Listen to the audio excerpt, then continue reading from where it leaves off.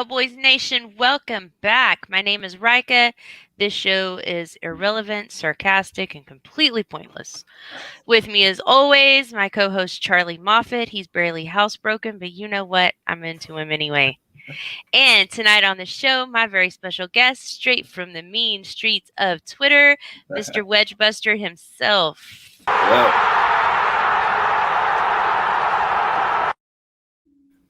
y'all doing?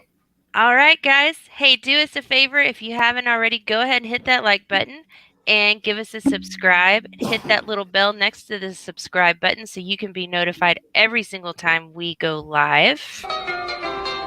It was a teenage wedding and the old folks wished them well. You could see that Pierre did truly love the mademoiselle. When did you add that one?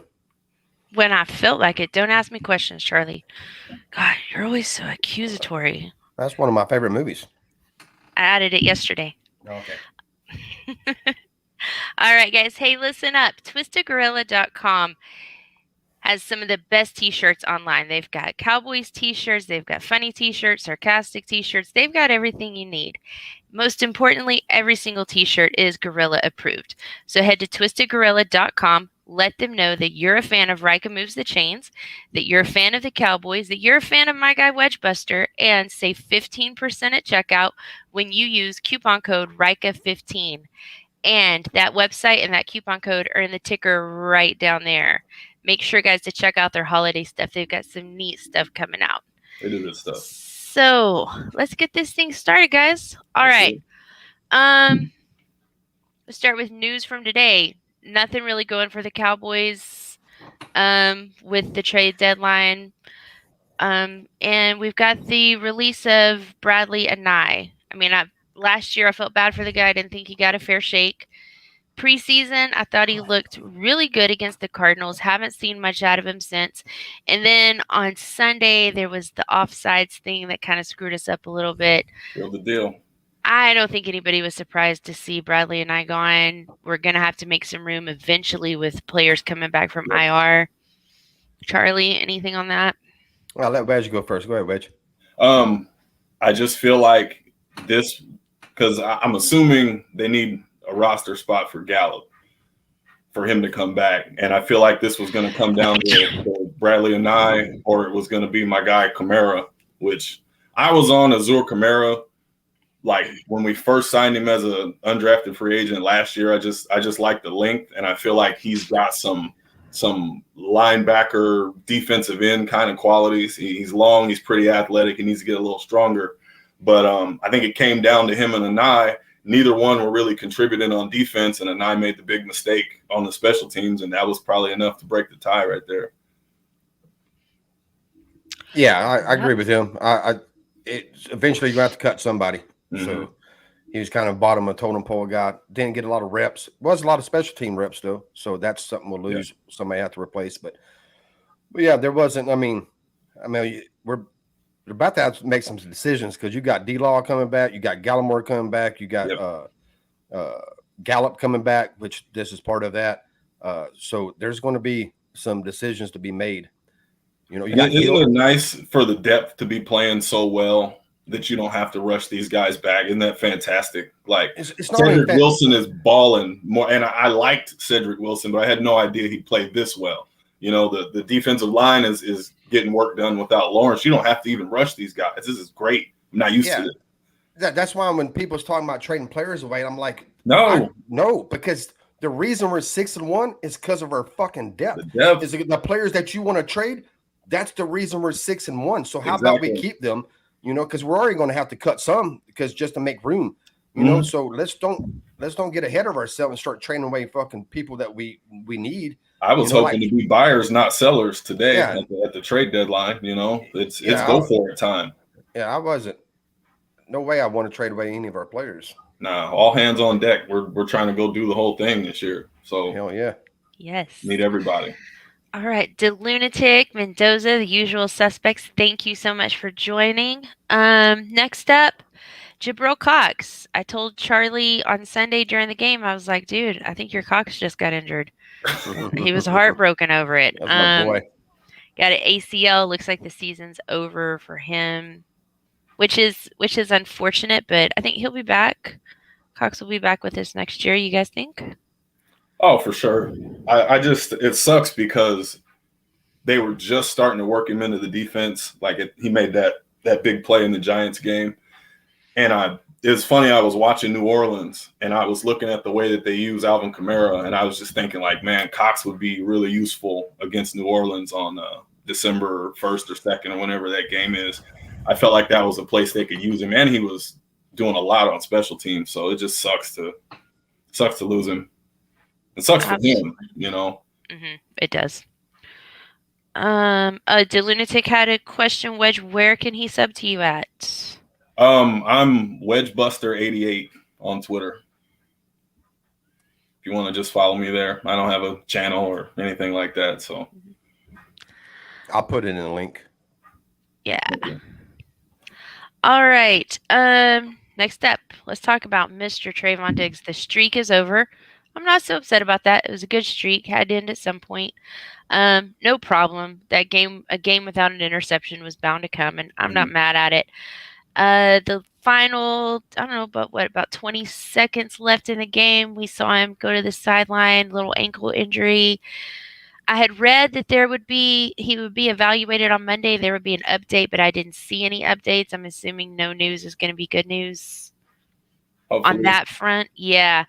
But I was a little bit concerned on Sunday. We saw some sloppiness out of Trayvon Diggs on Sunday. I don't know if maybe that ankle injury was something that was happening at the beginning of the game. I don't know if this was indicative of just coming off the bye week, but it's definitely something to look for. And didn't he first bang that ankle Panthers game late? Mm-hmm. Isn't that when that first happened? That's what I was don't know thinking. if he sprained it or if he just it was like a contusion, like he banged his ankle. But he came out of that Panthers game late, and everybody was losing their minds. And I think it's the same ankle. I think it's carried over. Yeah, to me, this game, it didn't look like he sprained it. It looked like you said, that outside bone in your ankle, it looks like it got hit. And that shit does hurt. We went live after the game, me and Bluff did. And that's what Bluff was talking about. When you get hit that bone on that outside ankle, that shit hurts when you get it hit pretty hard. So that's what I'm hoping for. I'm hoping it's a contusion, like a bruise, not a sprained ankle. So because that's pain management. Then you can get through pain. It's not like it's gonna limit his mobility. It's just how much pain can you handle. They could shoot him up for that, you know. Yeah, I think it's day to day. I think that's basically how it's going to be day to day. I think it'll probably be fine. But overall, I thought he played well. I mean, he gave up. I mean, he didn't look great in the first half, but I don't really worry about him because, like I said during the Bluff show, mine and Bluff's post game, I've said it a couple of times, and people overreact to this, and it's not a negative on him. He is a great corner with great ball skills, but too many times people try to put that label "shutdown corner" on guys that are great. And when you go through the Hall of Fame in the NFL, go look at. You'll see very few shutdown corners are in the Hall of Fame. They're just not many made. But there's a bunch of great, like Darryl Green is a guy I always bring up. Great corner, but nobody ever consider him a shutdown corner, but he's a Hall of Fame corner. You know, you don't have too many Deons and Revises. That's just not who they are. I mean, but they're still great corners. Yeah. That's what I look at him. You can pass the ball against them. You know, you just have to pick your times that you're going to do it. Pick the right concepts that you can run against them. You'll complete some balls, but if you're not careful, he'll make you pay. You know, which was what great corners do. But shutdown corner, he's not. But he is a great corner with fucking beautiful ball skills. And I think for this particular defense and the way that the team itself is set up, I think he's a perfect corner for this team because, like you said, he does. You can get him, and it's not like he's out there just getting smoked. No, it's not like that. Yeah, you can get him though. But the thing is, and they might have proved me wrong a little bit last night. But this isn't a defense that's just going to shut you down and stop you from moving down the field. It's kind of a high risk, high reward kind of thing. Like the 2010 Packers had a defense like that was 23rd or 24th in yards, but they had an insane number of turnovers. I think the Saints defense that won the Super Bowl was like that. Those Colts defenses for those Peyton Manning teams were like that, where they can generate pressure and they can take the ball. And that's exactly what you want when you got a high-powered offense. So what Diggs does is great because the way he picks the ball off, it's not luck. It's a repeatable skill. Like he's setting quarterbacks up for that. So that's something I expect him to always be able to do. But I don't care that you can get some yards on him. I mean, he's perfect for this scheme, this defense, the way the team's set up. Yeah, see, I'm with you on that too. I've said for all year that this defense is dependent upon turnovers, which is fine. I don't care about that. Mm-hmm. But you can drive the field on this defense, but they're going to make you drive 5-7 yards at a time, and eventually they're going to get a turnover. That's what they do. Now they did shut Minnesota down at times last. But other night, I give them credit for that. They did clamp them down when they. Other night they played above the level. We'll get to it in a little while because I predicted a score with Cooper Rush. And I got the offensive score right, but I totally bombed on the score on the defense because they played way over. Now, with that said, and this is not knocking our defense, Minnesota's offensive play calling contributed to some of that too, because they and I repeated this on Twitter. I am so glad we ain't got a head coach like Mike Zimmer because he's like a rich man fucking Jason Garrett when it comes to. He feels like Jason Garrett with a defensive background instead of offensive. Exactly. That's probably a better example. Garrett's an offensive guy, quarterback, so he's going to throw a little more, but he's still going to be established to run, play time of possession, play field possession. Damn, I can't get that out tonight. Where fucking Mike Zimmer's the opposite. He's defense. He just wants to run, little 2-3 yard passes. Yep. Yeah. So, it did help, but our defense did. They came way above. Like I said, I predicted they scored 34 points against us. So, them scoring 16 was not even close to what I fucking thought. They played better than you could have ever asked for. That was great game. Yeah, that was fucking over the top. But, I'm with you. That surprised me because I figured, they could move the ball against us, shit like that. We'll still get some turnovers probably. But they just went ahead and said, fuck it, they didn't get no turnovers. But did the opposite and shut them the fuck down, which was odd. It was great. Kind of a weird game. It was great though. I admit that. Okay. Micah Parsons looked great as always. No complaints there. Randy Gregory. I'm going to be honest. Those penalties there in the fourth quarter. Maybe it's just me. I just don't mind it. I like it when my defense is a little bit savage. I want them to get rough, and if we got to take a hit on some yards, I'm a little bit okay with it. And the one wasn't even a penalty or even close. The one on Dalvin Cook on the sideline, like he's fully still in bounds, and they're talking about his forward progress was stopped. I mean, even on the replay, the whistle is blowing as Gregory's hitting him. So that was cheap. That was a terrible call, but whatever. Didn't affect the thing in the long run.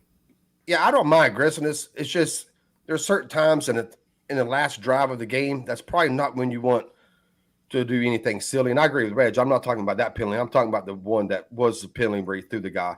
Mm-hmm. That I like that shit. Don't get me wrong. You know how I am. You know my personality. I don't mind, slap a motherfucker in their mouth if you have to. But you got to pick and choose your time to do it. Yeah. That was not probably the best time to do it. But I'll go back to this and what I said that night. When you have a defense playing as well as they do, and at that time our offense only scored 13, you start getting frustrated. I don't care. It's just kind of like, hey, man, we're doing everything we can to stop these guys. We got to have, we need some points here. They got 2 turnovers, not 2 turnovers. Fucking they stopped the Minnesota after we gave them 2 turnovers. Yeah. So, yeah, it's a little, probably a little frustration a little bit. But, yeah, pick and choose your poison when you want to slap somebody or, as this case, throw them down on the ground. Yeah, you got to be careful when it's closing time. Yeah, because that could have cost us. All right. So, anything else on defense, or you guys want to move on? I caught a tweet not long before we came on, and I didn't notice it, but maybe you guys have read this already, but I didn't realize they gave the green dot to Jaron Kearse. And I didn't either. If you're wondering why Micah Parsons was everywhere, because it's not like he's played poorly at any point, but he was everywhere on Sunday night, and that might have freed him up and given him a little less to think about. And what he's done from playing defensive end and playing linebacker as a rookie and having the signal responsibilities, like maybe taking that off of his plate is just letting him run free and not think as much. Because was this his best game Sunday? I mean, it had to be up there. He was everywhere.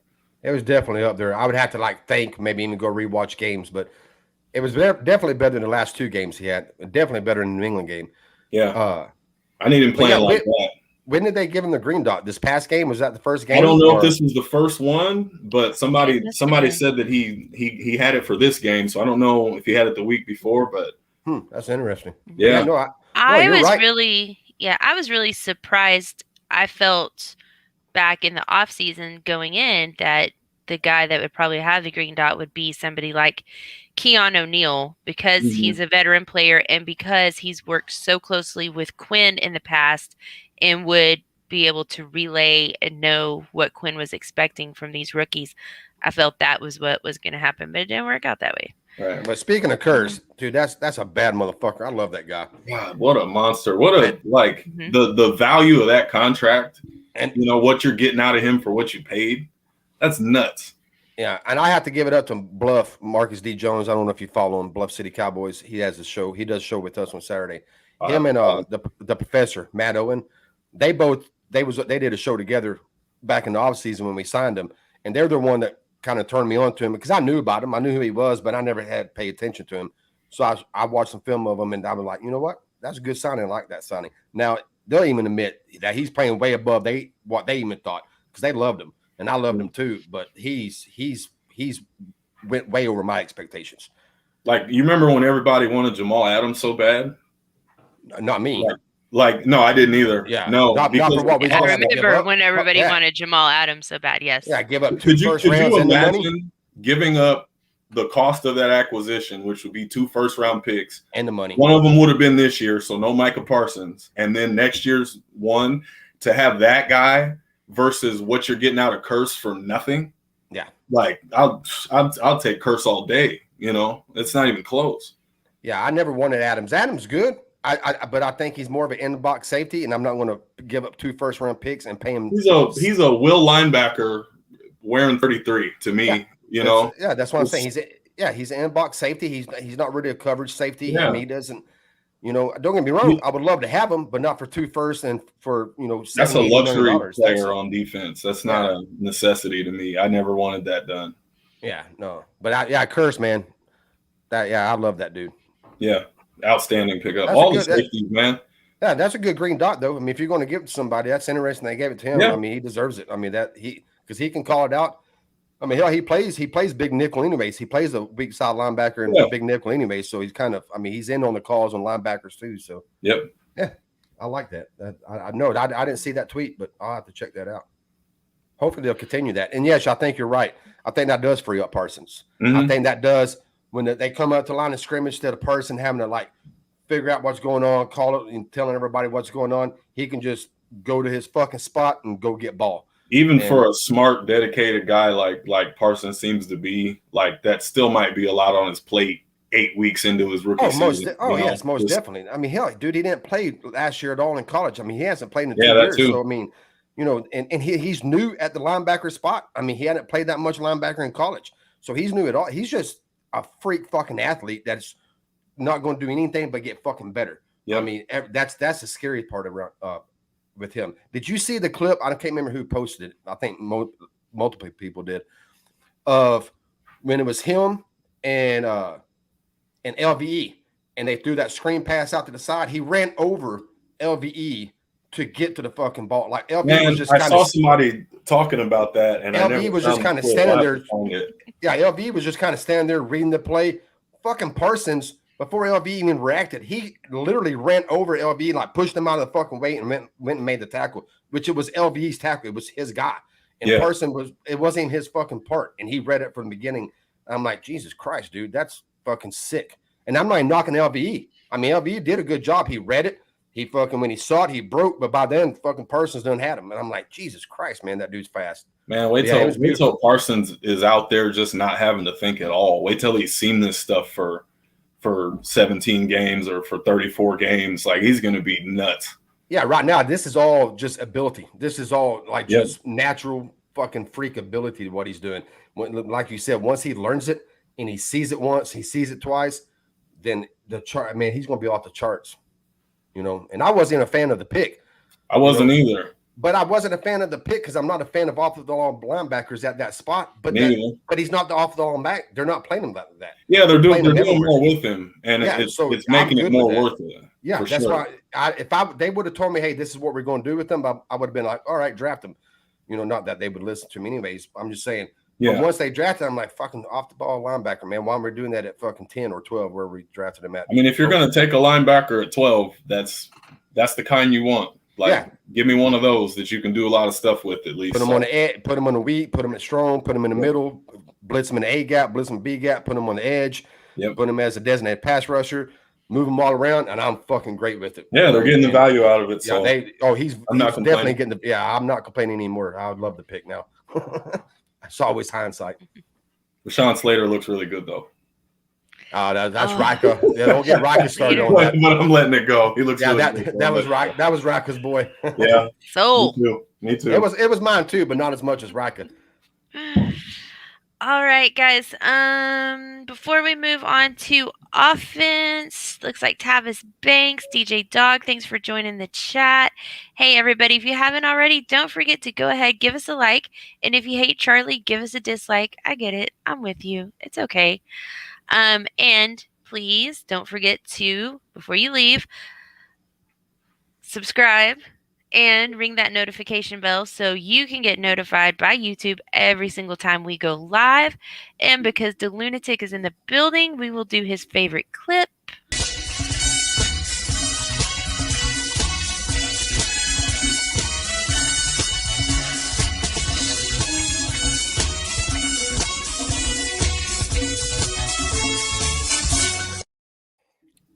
I hate seeing that clip. I miss Texas Stadium. Yeah, the lunatic likes that Texas Stadium flyover. I love that stadium so much. But yeah, the lunatic. No, is it Parsons with a combination of Parsons and Dan Quinn? Oh, definitely.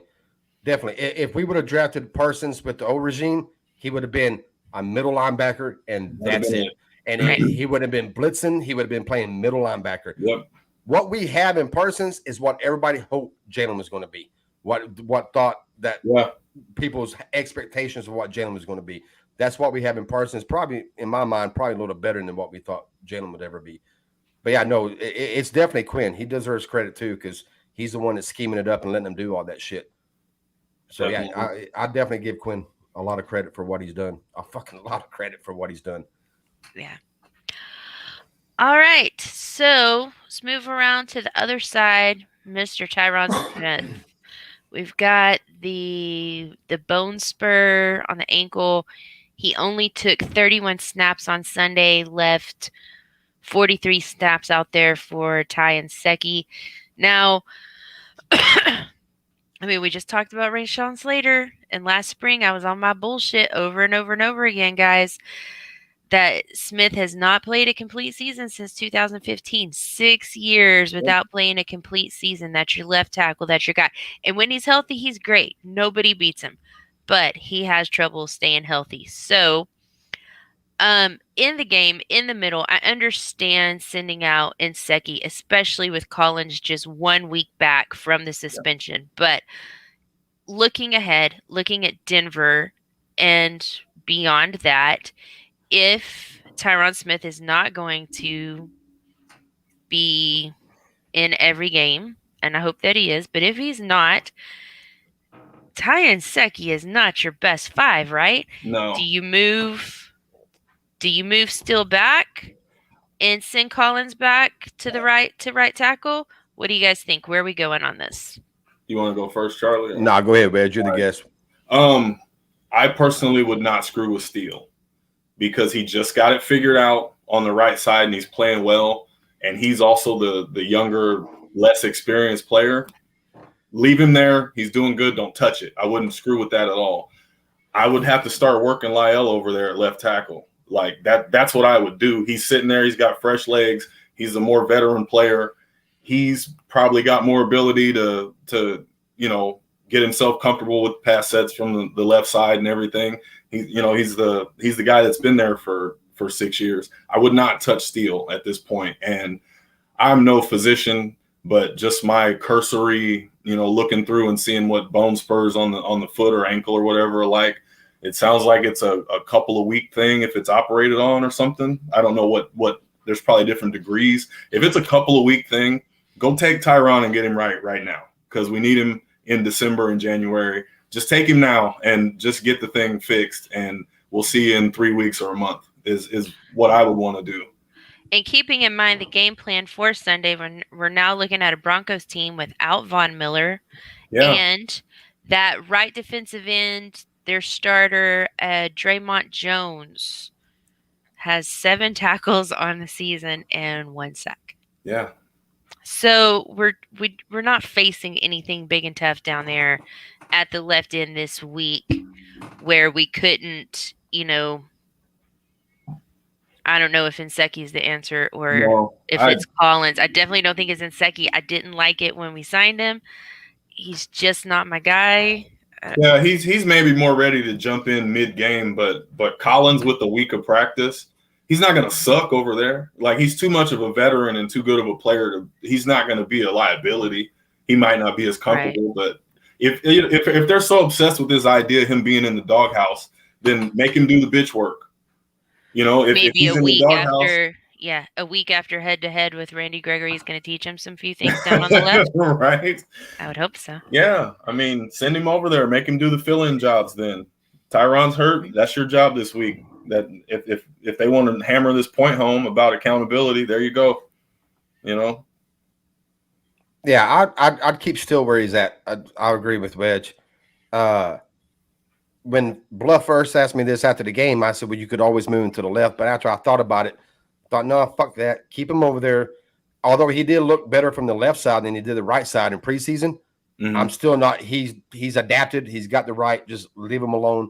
Leave him there. And I would let Collins go over there and give Collins and Ty both snaps there, during the week practice, and pick the best man. I agree. I think it would be Collins. But if for some ungodly reason Collins takes a while to adjust to the left side, punch him with the opposite hand, step dropping with the opposite foot. Maybe it will take him a while. I don't know. I'm not an offensive line guru, but let him compete, and whoever wins, just put the best man out there. I agree. I think Collins would probably win that fight, but if it is Ty, I'm assuming that they let him compete and Ty won the competition, and I'm good with that. Just put the best man out there. Yeah, you're right. One that is. Yeah, I'm skipping a step, assuming that Lyle would be better. You're right. They should definitely. I'm with you. I'm assuming it, but I am too.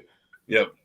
But like I said, whatever they think is best, during this week of practice, just put the best man out there and let's fucking roll with it. Yeah. But I agree totally. Leave still where he's at. He's done fucking 10 times better than I ever thought he was going to do. So let's don't fuck with his head and start he's still moving a baby. him. Yeah, don't start moving him and making him, he got that position down. Let him just continue doing what he does over there. Just grow. And you got 2 other guys that can compete and shit like that. One of them has to win the job and go with the best one.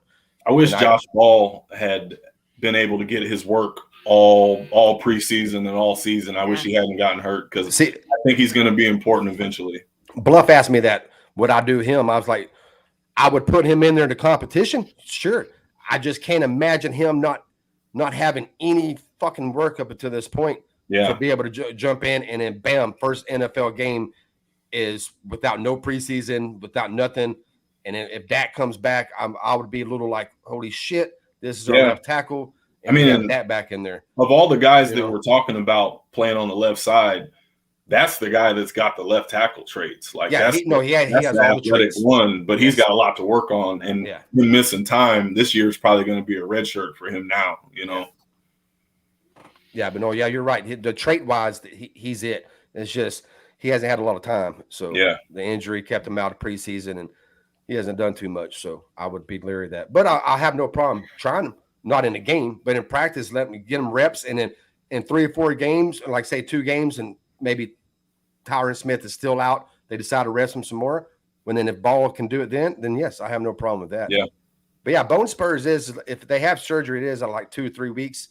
Take him yesterday.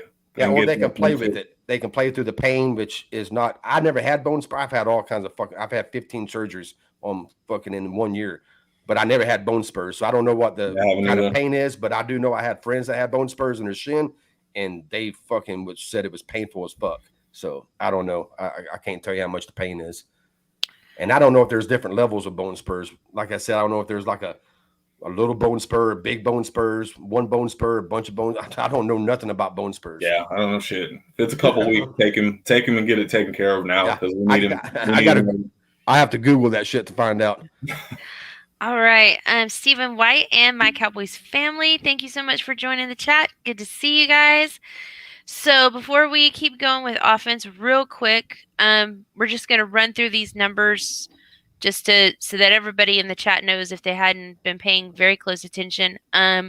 Where are we standing in the NFC? So the Cowboys at 6-1, and we've had our bye week. Obviously, we're not really worried about winning this division. We're feeling good about that. In the NFC South, you've got Tampa Bay. They're at 6-2. They've got a bye this week. So Cowboys beat Denver. We are ahead of Tampa Bay. Cowboys lose, and we're tied. In the North and the West, Packers, Rams, Cardinals, all 7-1.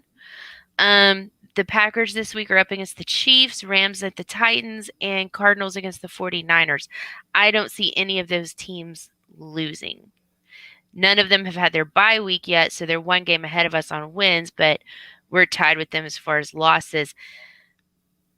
I mean, the odds would suggest maybe one of them might lose, but I don't see any of those teams taking an L this week. So keeping in mind those numbers, knowing that we're not really worried about sewing up the division, how are we feeling about Dak Prescott going into this game against Denver? I know reports have said that Dak would be full practice on Thursday. They're acting like he's going to play, but you know what? We went through that last week, so let's just forget what they're talking about. Do we want Dak to play? We're looking at this Denver team. Is it that important to us? What do you guys think? How confident are you in Cooper Rush against the Denver Broncos in 2021? I'll let Wedge go because this is simple for me, but I'll let Wedge go. Yeah, Cooper Rush did a great job, and I hope that we can keep him around as the backup for a while. But if Dak is feeling like he can play and the risk of re-injury is not high, he needs to play. Like we can't fuck around with this game or any game that, like you said, everybody out in front of us is 7-1. It sucks because the year that we're kicking ass, the whole NFC probably has the best 5 teams. So we're in a dogfight for seeding. Yep. But you can't just give away a game. So if he can play and the risk of re-injury is not crazy high, you've got to play him. And maybe you adjust the game plan. Maybe he's in the pocket more. Maybe you're not, putting things on the move quite as much.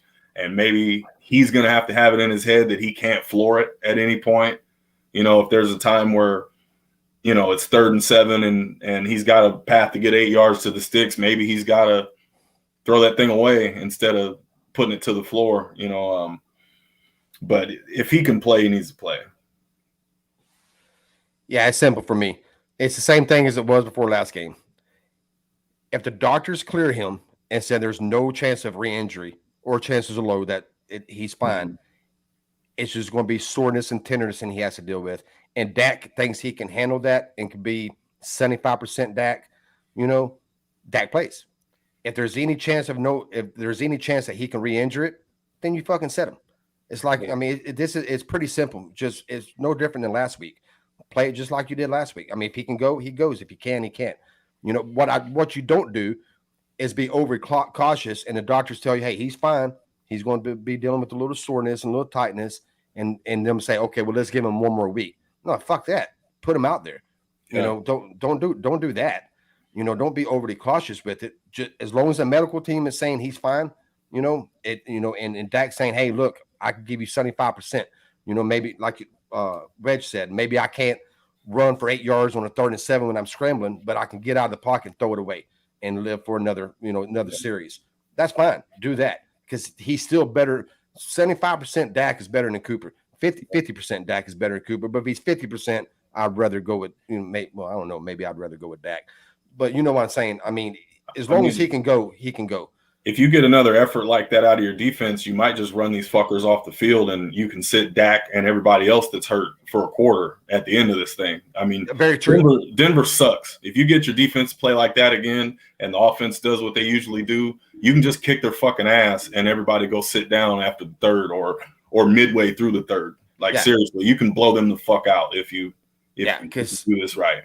Denver's offense isn't as good, and their defense, although it's hyped up, it's not. Minnesota's defense is at least equal to Denver's defense. Yeah. And their offense ain't nowhere near Minnesota's offense. So yes, and plus you're playing at home, so you should be able to get a big lead. If you get a big lead, then fucking you can set everybody. But at least tell Dak, hey, get the fuck out of there. We're about to run the shit out of this ball, and so you don't need to be in there for that anyways. Yep. Do the Broncos have any kind of pass rush without Von Miller? I watched Denver once or twice, and I don't have Denver's numbers in front of me, but what I was watching didn't look like they had a fantastic pass rush even with him. So I think we'll be fine in that department. Okay. And then, should you decide to play Dak, how is that going to figure into what you're going to do with your left tackle situation if Tyron isn't a go? Same as always. Do you want to risk that guy, but do you want to risk that $160 million guy with maybe a little bit of a calf strain behind somebody like Nsekhe? Or are you going to really take a step this week and put the best 5 out there? But like I said earlier, put the best 5 out there. I'm just not going to go with right now automatically Collins is going to be the best guy. Put him out there all week. Let him take reps there, and if he's out playing Nsekhe in the practices, then that's go with him. If for some reason, and I don't think it would happen, but for some reason he just outplays LC, when then you put Ty out there. You just whoever the best left tackle is, you put him out there. But like we said earlier, don't fuck with Still. Just keep Still on the right side. Let him do what he does. The problem with trying to play the best 5 is you're probably 7th or 8th best offensive lineman is the only one that can snap the ball. And that's the problem, because the guy that needs to come out of the starting lineup is the center, but he's the only true center. So you can't get your best 5 out there as long as he's the only one that can snap the ball reliably. So, I mean, that's where your problem is. People hate Connor Williams, and I'm been a big Connor Williams defender, but if he's going to keep racking up penalties like this, you can't ignore it. But the problem is next to him. The guy on the center is that's your weak link. So I don't know what you do about that, because it's not like you can tell Lyle Collins to go play center. So I don't know. You'll never. I'm really not mad at Connor Williams' level of play. It's just the penalties. Yeah. It seems like he's playing fine. Something in his technique is drawing the eye of some refs, and he's getting some of those holding penalties the way that he's blocking. I would prefer, given what we saw out of Connor McGovern in week 1, when, for example, against the Patriots, when the refs get Connor Williams' number and they're throwing those penalty flags at him left and right, go ahead and pull him out a little bit. Send in Connor McGovern, not because you don't like what Williams is doing. It's not the level of play, but let's draw the ref's eyes somewhere else.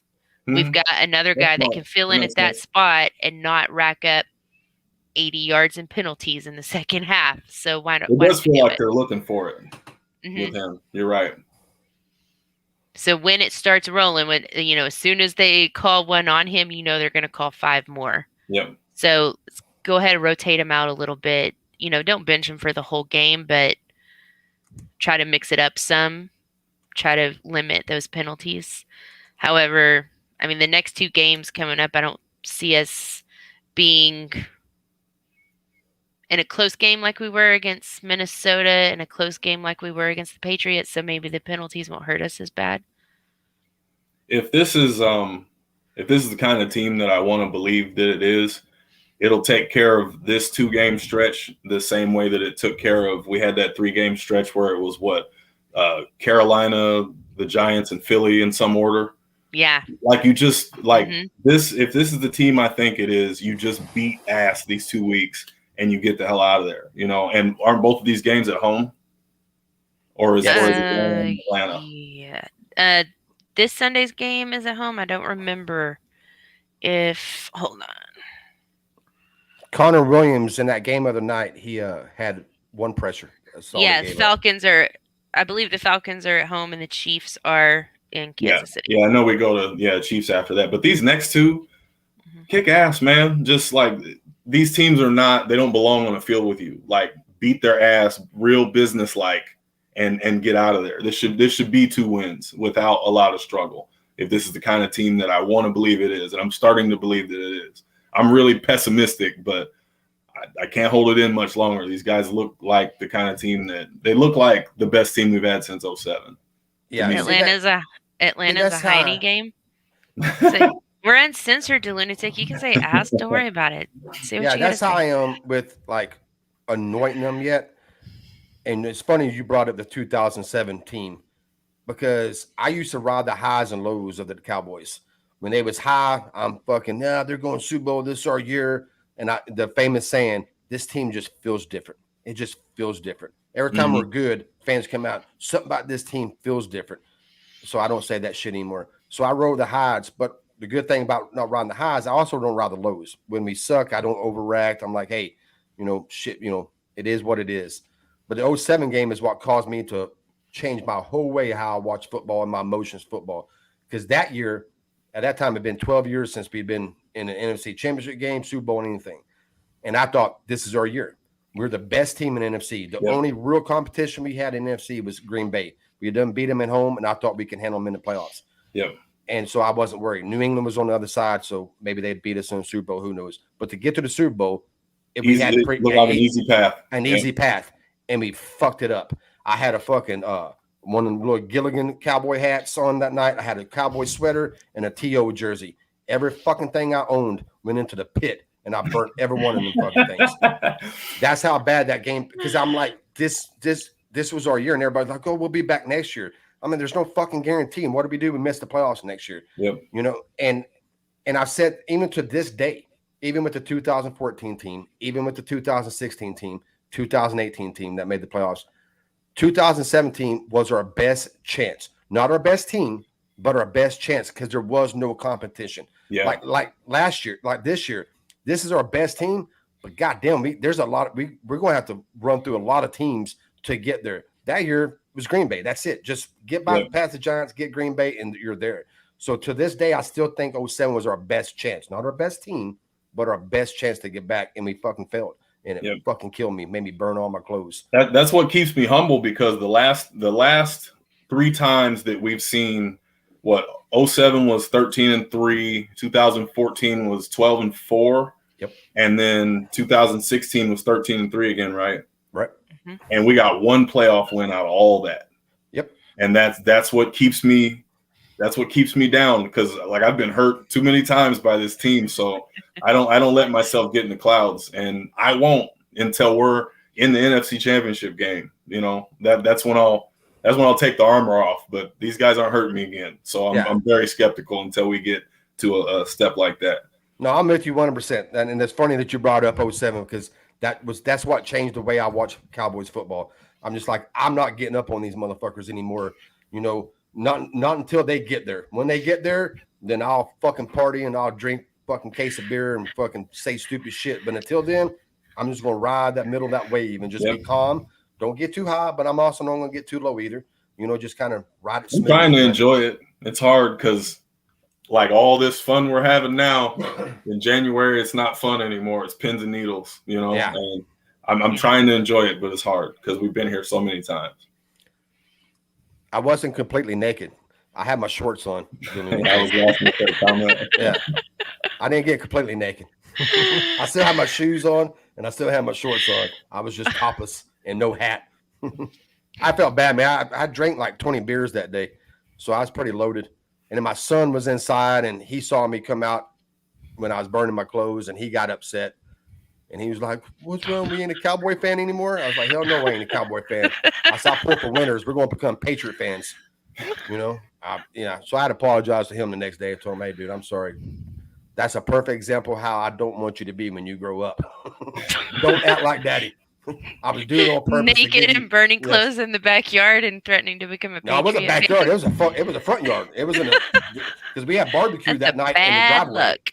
Yeah, we had barbecued in the driveway, so the pit was in the driveway, and I threw all my shit in there. And my friends came out, I was like, "What's you burning?" I said, my fucking clothes, man. Fuck this team.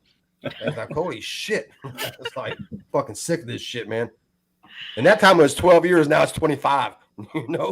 That's how bad it was. Because if I would have stayed with that attitude, now I'd probably done fucking died of a heart attack, dude. If I would have kept going with the highs like everybody does. I just can't. I'm like you. When we get there, then I'll get excited. Until we get there, I can't fucking overly dramatic with my fucking feelings on this shit.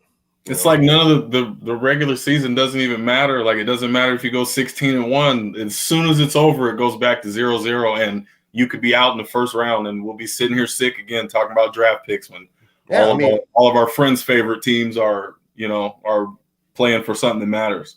Yeah, 07 and in 2016 we had first round buys. We was number one seed. Field advantage, yeah. I mean, we had everything. And lost the fucking division round. Lost our first fucking game. I'm like, Jesus. I don't know how I'm going to be able to watch a playoff game. Like, it's so extremely nerve-wracking. I don't even know how I'm going to do it. Like, I'm obviously going to, but my God, I'm not ready for it. See, it's already sapping the joy out of kicking ass in November. Mm-hmm. Yeah, don't get me wrong. During the game, I cuss, I yell, I cuss at my TV, I get excited. But what I don't do is after the game, I pull all my emotions back in. It's like, all right, let's fucking calm down, and let's fucking ride the week until next week, and I'll get back up for the Sunday games. Yeah.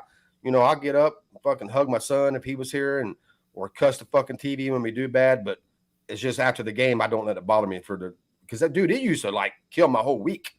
Like we'd lose, and like my whole week was fucked up. Like it was terrible. I wasn't in a good mood. I didn't want to go to work. It's like fuck life. I had to get out of that shit before I had a goddamn coronary. At least it's not as bad as college, because college you can lose a game in October and you're done. And that hurts worse. Yeah. But unless you're Alabama, you can lose a game in October. Because you'll go to 5 and then wait for the next team to lose and slide you back. And then you slide back up. Exactly. Yep. All right, guys, we have run through my topic. We ran through my topic list. We're about 10 minutes away from that 1 hour mark. Anything you guys wanted to talk about? Chat, any questions you want to ask? The Lunatic, Stephen White, Mendoza, you got anything for me? I'll ask Wedge, what do you think about Cooper Rush play? What about the way he played? Or yeah.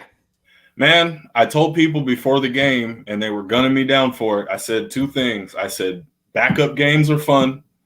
Oh, I gunned you down for that. I was one of them. As soon as Dak was out, the pressure leaves. Like, it's house money. You're not supposed to win. So anything can happen. And I said that they needed to turn Cooper Rush loose. And if you're going to go down swinging. And they did. They let the man play. And he did enough.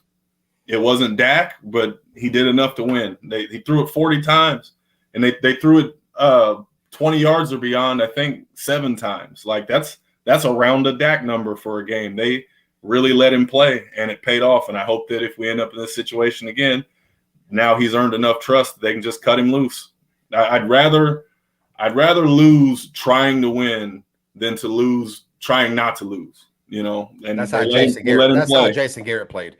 That's how he coached every game. Oh man, if Jason Garrett had that game Sunday, it would have been run, short pass, punt on 7 or 8 series, and you know it. Mm-hmm. He wouldn't have turned him loose. He would have had handcuffs on him, and we would have lost. Probably got blown out. He played about like I expected him to, probably a slight bit better. What the offense did that I didn't think we could do was sustain drives. That's what I did think we'd still score 20 points. I predicted the score would be 34-20. And like I said earlier, the defense is what I was way wrong on. But the offense kind of turned out like I thought they would. As far as score goes, they just went about it in a different way. If you told me before the game that he was going to throw 40 times for over 300 yards, I'm like, well, shit, we scored 28, 29 points. So we didn't score as much as I thought we should have. But we sustained drives, and I did not think, I told them other night on the show that I thought that was going to be part of our defense's problem. While he's going to give up a lot of points because they was going to be on the field a lot. Because he was going to be in third down situations a lot. We wasn't going to be able to sustain them. He's going to have a lot of 3 and outs, and they did a good job on that. Even though they didn't score, they at least completed some third downs and got, kept the ball going and at least, won the field position game, so. What's crazy? What's that? I don't know what moment did it for me, but there was something about the way that Cooper Rush was playing. By the time we got to that last drive, we got the ball. I said, "Oh, we're about to go win this bitch." And I'm a pessimistic guy, but he had done something that just made me feel confident in him. When we got the ball, I said, "We're going to win this bitch." I knew we were. It just, I don't know. He just looked like he got comfortable and was in control. I knew we were going to go win the game. Well, the second half we changed the game plan up because the first half we did try to run the ball. And they was stacking it up 8-9, and they wasn't having it. Oh, Mike Zimmer ain't gonna let you just run him right out of the building like that. In the second half, they's like, all right, fuck it, let's adjust, and they started throwing it. And we didn't score a lot of points, but we moved the ball. Yep. And and we sustained drives. We killed some time, which I'm not a time and possession guy, but in that situation, I have no issue with it. You sustained drives, kept your defense kind of fresh, and it turned out well. He did exactly like we had Amanda Foster. She's an admin on a group on Facebook. And she said at night, she goes, "We just need somebody to manage the game. Coop can do that." And I said, "Yeah, he'll do that. He'll manage to get us 20 points." I was making a joke out of it. Yeah. And that's what he did. But I wasn't expecting him to manage it to where we could be able to field as much as I thought we was going to have a shitload of 3-and-outs. In fact, I think did Minnesota have? There was 1 of 13 on third downs. That's how I thought we was going to be. Something like that. Something just horrible on third downs. But fucking we ended up being good on third downs, and they was a horrible on third downs. But yeah, no, he like I said, I guess he played slightly better, and we also called a slightly better game than I thought we would with him in there. But we still scored what I thought we was going to score. But like you said, or not, we was playing with house money, and that's why when people was saying, "Hey, some people want to start him again," and I'm like, "Hey, look, folks, we play with house money on the night. I don't know how y'all think house money works, but once you win house money." You play with it again, and you decide I want to fucking put it back in the house, and then you win it back, and you win it back like we won it back. You don't do it twice. Fucking go home, pay bills. Go home, pay bills. If you want to go a fucking titty bar and fucking make it rain, I don't give a shit what you do with it, but don't put it back into the house. You took it from the house, and that doesn't happen very often. So let's fucking move on. And there's Cooper Rush film now. Like guys had to go. They had to go to Central Michigan tapes to find, Cooper Rush film. There's film now, so not get carried away. He did a great job. What passes he likes, what we was doing with them, and shit like that. And defense coordinator's smart. They'll fucking start taking that shit away. And he doesn't have a good arm. He does have a noodle arm. Some of his out routes you throw, it was like 20 seconds for that ball to get out there sometimes. If they would have played man coverage a little tighter than they was, it probably wouldn't have come out as good, but for whatever reason, they was playing 10 yards back off the wide receivers, and he was just eating them up down the field, taking what the defense was giving him. I thought it was beautiful, But again, fucking Moore, dude. Moore's on another level right now on calling plays and just adjusting. I mean, hell, we ran the fucking wishbone other night. I mean, that's just, and that's the stuff I'm talking about, man. Like, that's what you can do when it's house money. You can have Cedric Wilson throw a 40-yard pass. Dude, you can line up in the wishbone with 2 guards in the backfield just to be a dick. Like, you can do that when it's house money, That was a beautiful pass, though.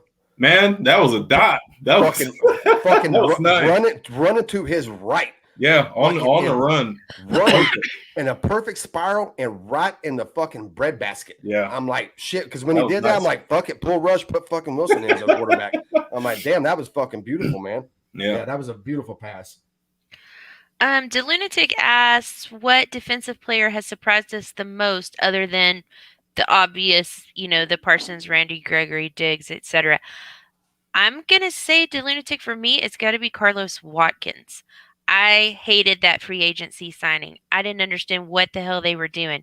You've got the 29th ranked run defense in the NFL, and so you go get a free agent defensive tackle from the 31st ranked run defense. That doesn't seem like a very good idea.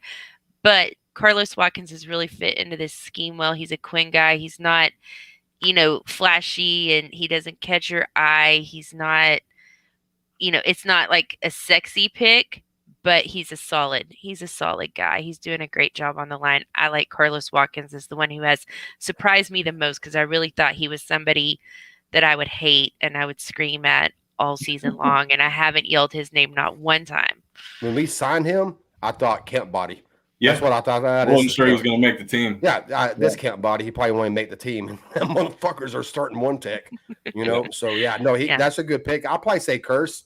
You know, I mean, because that even though I was high on him, because you know, like I said, Marcus and Professor got me high on him, but not like this. I didn't expect this shit.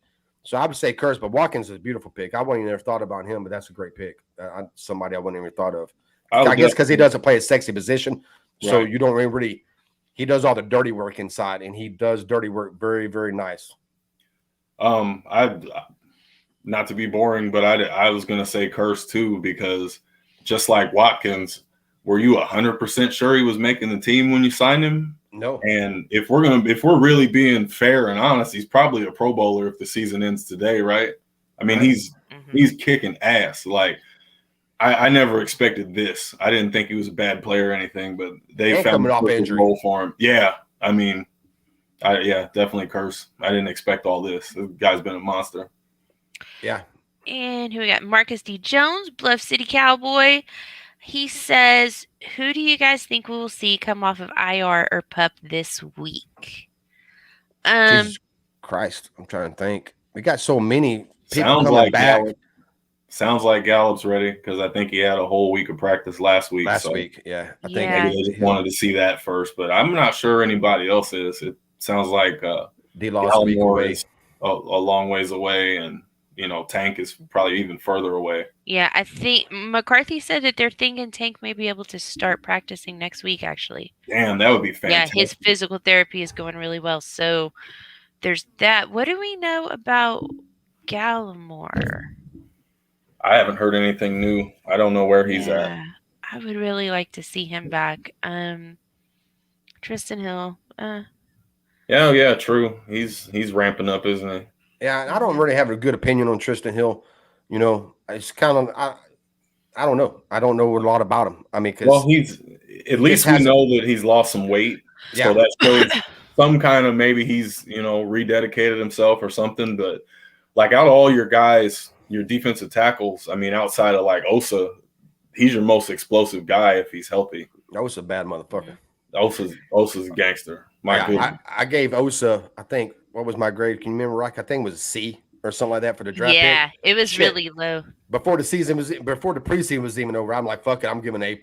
I'm like, I changed my mind on that one. And man, that's another thing. We got to get him some help, man, because he's been racking up crazy snaps since the first preseason game. Yeah. I don't want this guy to wear down when we need him. I know he's a wrestler and probably in fantastic condition, but it's still the NFL. It's still his first trip around, through a season. I would love to see his snaps go down just so that he doesn't have the wear and tear on him when it's go time, Yeah, maybe Tristan Hill and Gallimore come back. They'll take some stuff and help. I hope so. But yeah, that dude, that. See, I liked Osa, but he was the only one in the third round that I liked. The other two, I was like, eh. Well, that's another. Ghostin, I gave Ghostin a C-, and hell, how he's played, I've done moved him up. I mean, I think it's a B+. And if he got more snaps, I'll probably give him an A. The only one I haven't changed was fucking Nashawn Wright. I gave that a F, and preseason maybe got him up to a D. So I'll have to see. Yeah, I don't know. In fairness to him, in fairness to him, he hasn't been able to show anybody anything yet. Yeah, so I'm not still knocking him. He just. Preseason didn't show me much because he was going against practice squad guys and guys that's not even in the NFL now. So he hasn't really had a chance. So I'm still open to at least give him a chance. But it seems like there's matchups you could use Wright in, but maybe he's not ready because, looking down the schedule, a guy like Michael Thomas seems like the kind of guy he could play. But, the coaches see him every day. I haven't seen him since August, so got to defer on that. That's the one thing about this coaching staff I'm not even going to question. Like if I think a player should get more playing time, I'm not going to say anything if he's not, because I'm like, you know what, I'll trust them because obviously they're doing. They're proving it. They earn right. And every fucking decisions they made so far has been a right decision. So I'm like, hey, y'all keep doing y'all. That's why y'all making millions, and I'm making fucking minimum wage almost. Exactly. Let's see what else we got. Did I miss anybody? Any other questions? I think somebody asked, what trades would you have liked to have seen today? Yes, the lunatic asked that. I personally I was in on the Melvin Ingram thing. That would have been pretty cool. And for the price that the Chiefs did, or to get him, I think it would have been worth it. But I'm not sure where he fits. But I would have just taken him and worried about that later because you can't have too many pass rushers. So when you said Melvin Ingram, I was going to ask you, because me and Bluff talked about this the other night. I was going to ask you, two things. One, where do you think he fits? Because that's what I said when everybody's mentioning Melvin Ingram. I'm like, well, where does he fit in at? You know, and like you got Basham and you got fucking Armstrong, and I'm like, at this point in Melvin Ingram's career, how much better is he than them two guys, or even is he on the same level? Well, I think he's better than those guys, and I think he helps you today because I think he would deserve the other edge spot in pass rush situations, other side of Gregory. But when Tank gets back, then it's like, where do you stick this guy? Because he's not a better edge than Tank or Gregory. He's probably not going to be better rushing from the inside than Gallimore or Osa. And he's not a better fifth rusher than Parsons. So, like, I don't know where I'm bringing him when everyone's healthy. But, yeah, he could help you bridge the gap until Tank gets back. And then he's, another pass rush body if somebody goes down. But I don't know. Yeah, I agree. That's what my thing was I didn't know where he fit. You're probably a little higher on him than I am as far as what he does.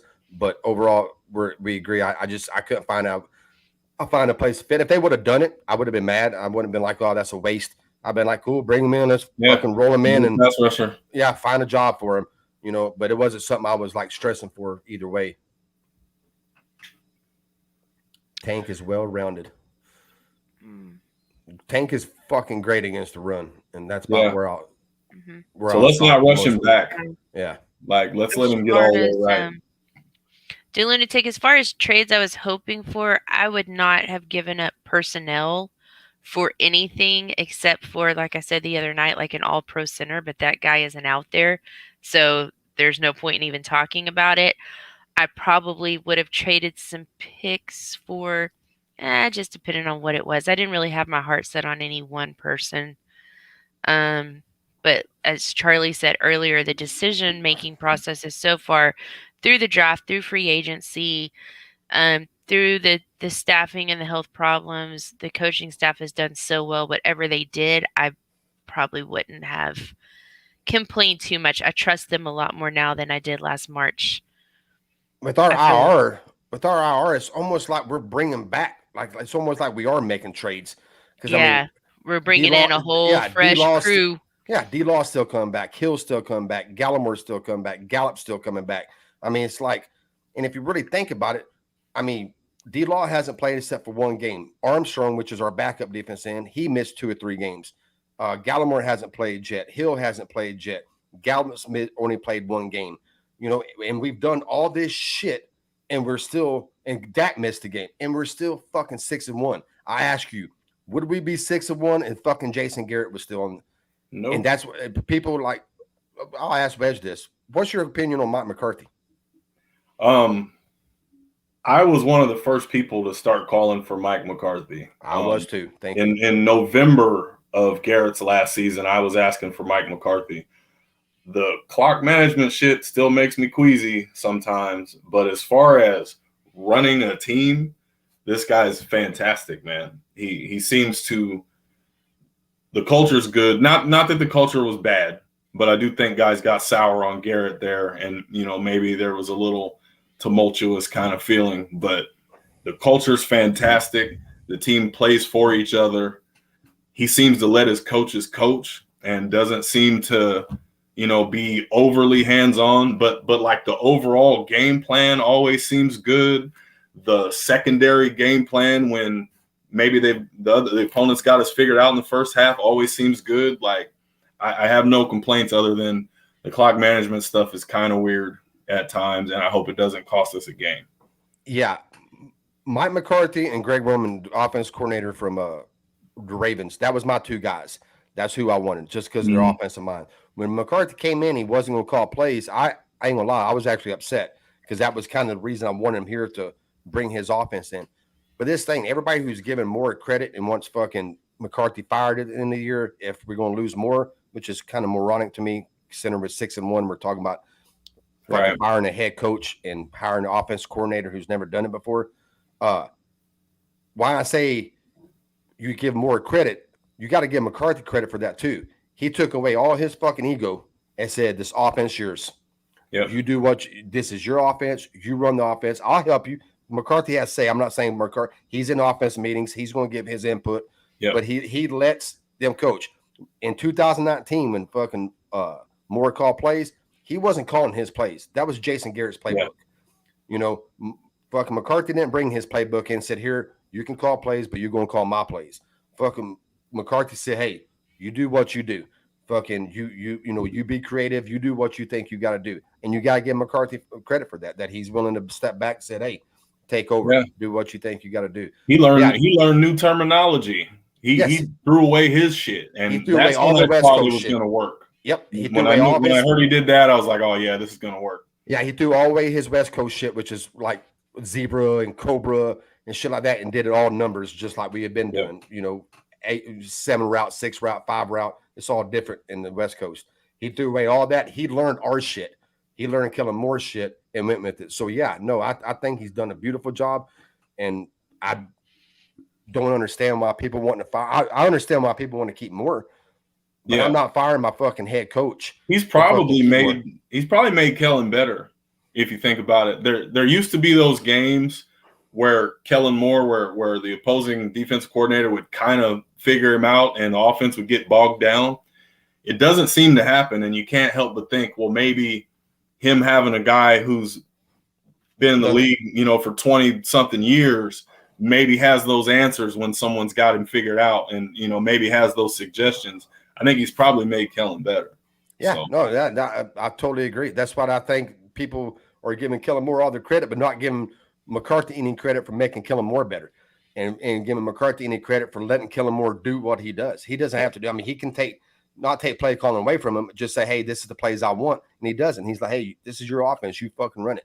And as far as time management, I did a video on this a couple of weeks ago. If you go through the NFL and if you watch every game, and if you try to watch it and you can't, but with the same emotions that people watch Cowboys with, coaches make bad fucking clock. There's always clock management issues every time. Like, hey, why didn't he call a timeout there? Or why did he call a timeout? Last night's game, they was questioning why fucking Giants coach fucking didn't call a timeout or did call a timeout. Then what did he do? He called a timeout when he didn't have a timeout. So they all have some clock management issues. I spoke on Sean Payton because everybody is, for some reason, Cowboy Nation loves that dude. He has horrible clock management issues, like real bad, and nobody mentions it. I told everybody, go back to the 2018 game with about 2 minutes and 10 seconds left.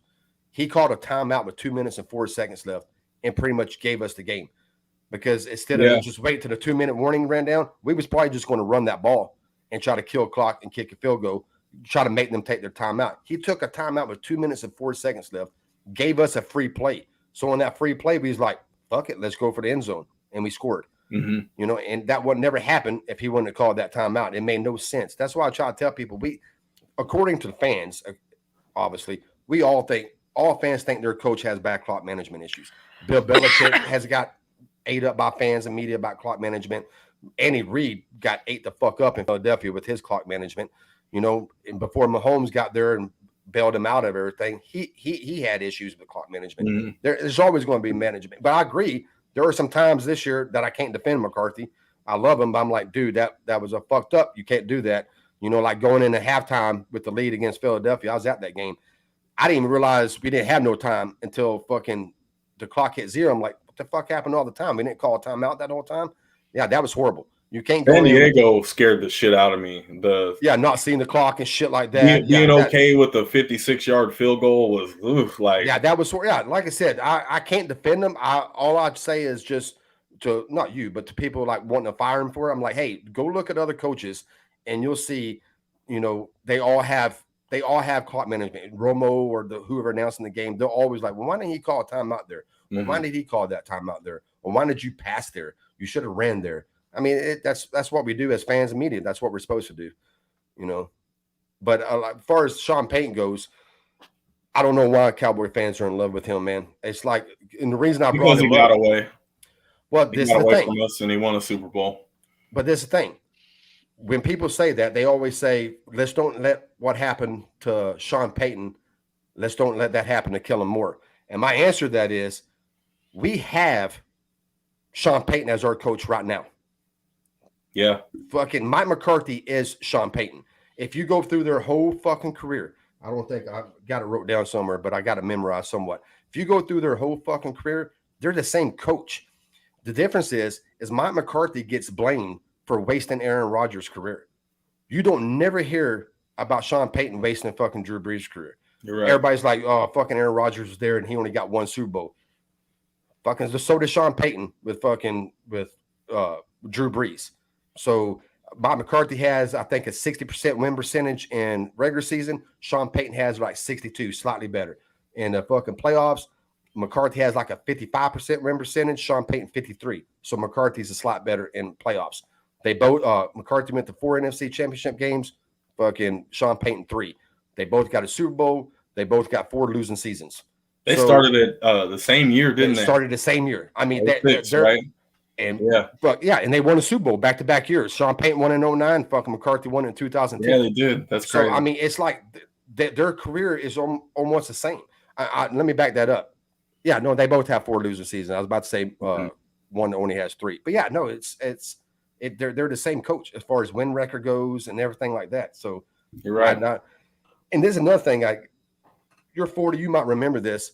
When Sean Payton was here and he called plays in 2005, when he left, well, he didn't leave. I mean, we let him go. He got another job. There wasn't a lot of fan base that was pissed off about that. I mean, there was I would say about 15% of the fans I know was upset that we let him go, but most fans was like, yeah, fuck it. You know, he didn't do anything special. What were you going to do? Fire Bill Parcells? Yeah, but it wasn't until 2006 when Sean Payton took that team to the NFC Championship game. That's when all Cowboy fans said, yeah, we should have kept him. I said it all along. And I'm back then, I remember in 2006 asking people, are you serious? Because I never heard any of y'all really say anything about us losing him. I thought that we had lost a good coach, but you're not going to can Bill Parcells to keep a guy that's never – it's Bill Parcells. What are you going to do? Like, even though Parcells ended up retiring a year later, you can't push him out for a guy that's never coached. So what the fuck are you going to do? You got to let him go. And then that's what people's point is. They want to do that. They want to push McCarthy out and bring – I'm like, you know, first of all, we don't even know what fucking Kellen Moore would do as a head coach. Like, if I don't have a problem hiring offense coordinators or defense coordinators. Ooh, got a little hot there. But I don't have a problem with that. I don't understand. But I wanted my coach to suck, you know, before I fucking hire him. Yeah. You know, I don't want to have a good coach and fire him to bring in somebody who's never done it before. I love Kellen, and the synergy between him and Dak is fantastic. But if you do lose him, as long as you have number 4 under center, everything's going to be fine. Right. Goddamn, my head got light right there. All right, you were got preaching. All excited. All right, guys. I think, is everybody ready to wrap it up? Yeah, we can bounce. All right. So I want to say thank you to everybody in the chat, to Lunatic, of course, Stephen White, Tavis Banks. Thank you. So glad to see you in the chat tonight. Bluff has already left. Mendoza, Jack Meeker. I didn't get to say hi when you came in. Thanks for coming in, Guy. And everyone else, please don't forget to hit that like, subscribe, ring the notification bell, and especially thank you to my guest tonight, Wedge Buster. Tell these folks where they can find you on Twitter. Thanks for having me, you guys. And I'm just at WedgeBuster88 on Twitter. So I'll appreciate the follows. I mean, he is a great follow. I occasionally say something smart, just every once a month or so. I don't even do that often. And of course, as always, you can find me on Twitter at Chains Moving. You can find me on Facebook, Rika Moves the Chains. And you can follow my blog when I get around to writing another one at RikaMovesTheChains.com. Mr. Moffitt, would you like to tell these folks where they can find you? Not that they want to, but just in case. Yeah, Dallas Cowboys Uncensored everywhere. Facebook, Twitter, and on YouTube. Pretty easy. All right. Thank you guys, everybody, for coming in. Charlie and I will be back here Saturday night with Marcus D. Jones on Keeping Up with the Joneses. That'll be on the Cowboys Zone channel, I believe, right? And on the Dallas Cowboys Uncensored channel at 8 o'clock Central Time. And I'll be back here next Tuesday night at 7 o'clock with special guests Ed and Eddie from Ed and Eddie Silver and Blue. So thank you, everybody. Have a great week, and we'll see you next time. Wedge, stay around, Wedge. All right.